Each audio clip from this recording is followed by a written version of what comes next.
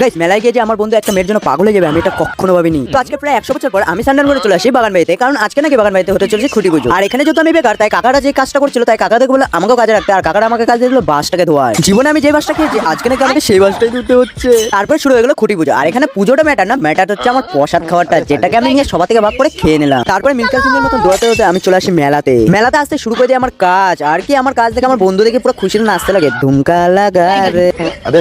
তারপর আর কি হাতে হাতে চলে আসি টিকিট কাটতে। আর এখানে টিকিট কাটার আগেই তো দেখি আমার বন্ধু চুনা খেয়ে বসে আছে, তাই ভাবলাম আমিও একটু কেন না চুনা খেয়ে নিই। তাই দুটো টিকিট কেটে নিলাম। আর দুটোর মধ্যে প্রথম টিকিটে তো আমার 10 টাকা দামে একটা চিরুনি ফেসে গেল, কিন্তু নেক্সট টিকিটে আমি খেয়ে গেলাম চুনা। আর ওখান থেকে চুনা খেয়ে পেট না ভরাতে চলে আসি আরেকটা টিকিট কাউন্টারে, এখানেও চুনা খাওয়ার জন্য। আর এখানকার একটা টিকিটের প্রাইস ছিল মাত্র 20 টাকা, তাই আমি একটা টিকিট কেটে নিই, কিন্তু এখানেও খেয়ে যাই আমি চুনাই। তারপরে চলে আসি আরেক জায়গায়, আর এখানেও ঘোরা থেকে এখানেও খেয়ে যাই চুনা। এইভাবেই পুরো মেলাটাতে চুনা খেতে খেতে আমি নিয়ে যাই একটা চিরুনি, আর কেউ কেউ নিয়ে যায় গাবলা। এবার নিয়ে চলে আসি আমি বাড়িতে, আর মারাতে দিয়ে একটা চিরুনি, আর মা এই চিরুনি আমার মাথা আসতে শুরু করে দেয়।